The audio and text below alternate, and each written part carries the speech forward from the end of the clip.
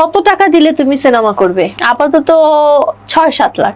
এই রে চোদাইছে, পুরান পাগলে বাদ পায় না, নতুন পাগলে আমদান। আর জান কি বললে ৬-৭ লাখ? আরে বোকা চোদা, তোরা দিয়ে মুভি করাবে, কোন হোটেলে ভাড়া দিবে? মানে ভাই যারা পুরান আছে তারা এত বড় অ্যামাউন্ট পেতে কষ্ট হয়ে যায়। আর ও কিনা বাংলাদেশে সানি লিওন নামে পরিচিত, ও চাইতেছে ৬-৭ লাখ। ভাই তোমরাই বলো এটা কি মানা যায়? আচ্ছা চলো আর কি বলে সেটা শোনা যায়। তোমাকে কত টাকা অফার করেছিল?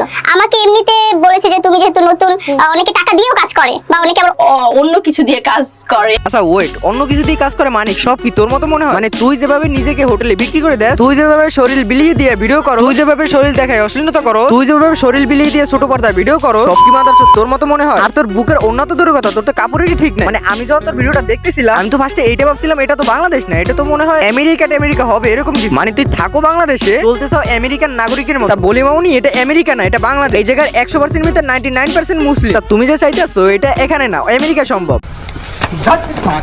তোমার হাজবেন্ড সে তো মূলত একজন মেকআপ আর্টিস্ট, তাকে নাকি বলে ছিল এখন ছিল তাকে নাকি বলে মেকআপ আর্টিস্ট কমিউনিটি থেকে ব্যান করা হয়েছে। শুধু ব্যান করা হয়নি, সে যদি কখনো তার এই পরিচয় দেয় তাহলে তারা তার নামে মামলা করবে।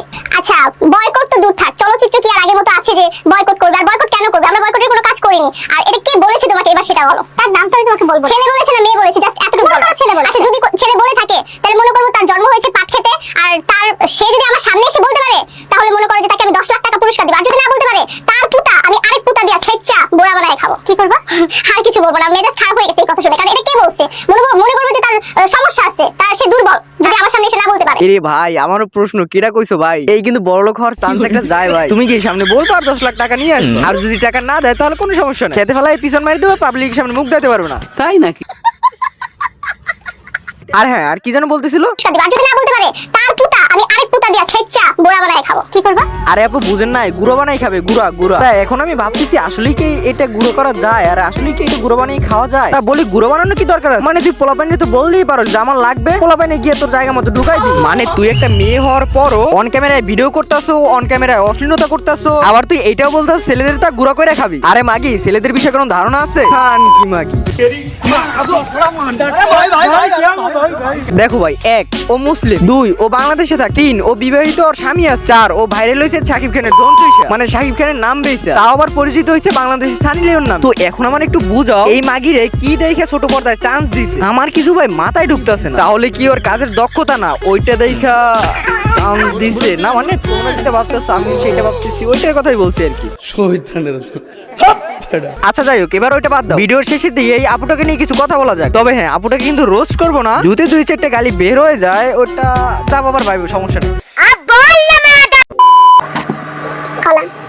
আমি খুব কনফিউজ, তুমি দেখতে পাচ্ছ এটা বাকি আছে।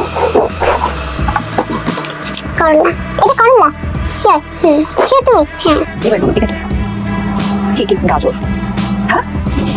এখন আমার প্রশ্ন হইতেছে এইসব করাটা কি আসলে জরুরি? এগুলো না করলে কি আসলে ভিউ উঠবে না? এগুলো যখন না করতো তখনও ভিউ উঠতো, তখনও মানুষজন এইসব ভিডিও দেখতো। এখন আমার প্রশ্ন হচ্ছে এইটা, এতদিন যেহেতু এগুলো ছাড়া চলছে তাহলে এখনকার এগুলো করতেছে মানে চোখটা আটকে দিয়ে তারপর মূলা গাজর বেগুন এগুলো দিয়ে বলতেছে এগুলো আসলে কি? মানে আমি বুঝলাম না এইটা কোন ধরনের ভিডিও। সত্য কথা বলতে এরকম যদি আরো কিছুদিন চলে তাহলে কিছুদিন পর অডিয়েন্সরা এমনিতেই খানকি বলা শুরু করবে। ডোন্ট মাইন্ড, এটা বোঝানোর জন্য ছিল। তারপর যদি আপনাদের পিছন চলে তাহলে কিছু করার নাই। समझ रहे हो ना? তো আজকের ভিডিওটা এতটুকুই ছিল। ভিডিওটি কেমন লাগছে অবশ্যই কমেন্ট বক্সে জানিয়ে দিবে। আর হ্যাঁ চ্যানেল নতুন হলে অবশ্যই সাবস্ক্রাইব করে দিবে। আর এই ভিডিওর শেষ পর্যায়ে ছোট্ট একটা স্পন্সর করে দিই। আর হ্যাঁ এই স্পন্সর করার জন্য আমি পেয়েছি 2 টাকা দামের চকলেট, যেটা কিনে খেতে খেতে তোমাদের মাঝে স্পন্সরটা করতেছি। আচ্ছা যাই হোক, এগুলো সব ফানছি, আশা করি তোমাদের একটু হলেও হাসাতে পারবে। আর হ্যাঁ আমার একটা ফ্রেন্ড চ্যানেল খুলছে, ওইখানে নাকি ব্লগ ভিডিও করবে। আর হ্যাঁ ওইখানে কিন্তু মাঝে মাঝে আমিও থাকতেছি। আর তোমরা সাপোর্ট করলে আশা করি ভালো কিছু করার চেষ্টা করো। তো তোমরা চাইলে ওরা সাবস্ক্রাইব করতে পারো, চ্যানেলের লিংকটা ডেসক্রিপশন বক্সে এবং কি পিন কমেন্টে দিয়ে দিও। তো তোমরা চাইলে সাবস্ক্রাইব করতে পারো। তো আজকের মতো বিদায় নিচ্ছি প্রিয়। চ্যানেল নতুন হলে অবশ্যই সাবস্ক্রাইবটি করে দিই। দেখা হচ্ছে নতুন কোনো ভিডিওতে, ততক্ষণ ভালো থাকবে, সুস্থ থাকবে, আল্লাহ হাফেজ।